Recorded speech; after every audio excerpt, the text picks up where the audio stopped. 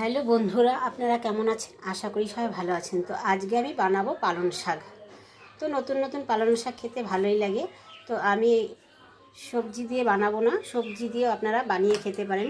বেগুন, ফুলকপি, আলু, কোয়াশ আর অন্য সবজি সিম দিয়েও আপনারা বানিয়ে খেতে পারেন। তো আজকে আমি শুধু বেগুন আর বড়ি দিয়েই বানাবো। তার জন্য আমি বড়িগুলোকে লাল লাল করে ভেজে নিয়েছি। ওই তেলের মধ্যে বেগুনগুলোকেও আমি একটু লাল লাল করে ভেজে তুলে দেবো।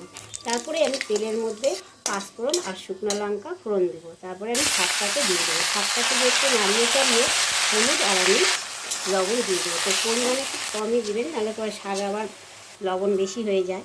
আর একটু চিনি দেবো। পালং শাকে অবশ্যই একটু চিনি দেবেন, মিষ্টি না হলে খেতে কিন্তু ভালো লাগে না। তো আমি কয়েকটা 2-3টা কাঁচা লঙ্কা চেরা দিয়ে দিলাম। তারপরে আমি ঢেকে দিয়েছি। তো সামান্য একটু নরম হয়ে আসলেই আমি বেগুনটা আর বড়িটা দিয়ে দেবো। তো বড়িটা আর বেগুনটা দেওয়ার পরও আবার আমি 5 মিনিট ঢেকে রাখবো। আর একদম কিন্তু জল ব্যবহার করবেন না, ওই জলেই কিন্তু শাকটা হয়ে যাবে। তো দেখুন দেখতে কি সুন্দর হয়েছে। এটা দেখতেও যেমন সুন্দর, খেতেও কিন্তু দুর্দান্ত লাগে। একদম সিম্পল রান্না, একদমই টাইম কম লাগে। তো যখন মানুষের তাড়াহুড়া থাকবে তো এইভাবে একবার বানিয়ে খাবেন, দেখবেন ভালোই লাগে গরম ভাতের মধ্যে। তো দেখা হবে, টাটা বাই বাই। দেখা হবে আবার অন্য কোনো ভিডিওতে। তো কেমন লাগছে অবশ্যই আমাকে কমেন্ট করে বলবেন আমি কেমন বানিয়েছি শাক। আর অন্য ভুল টুল হলে ক্ষমা করবেন।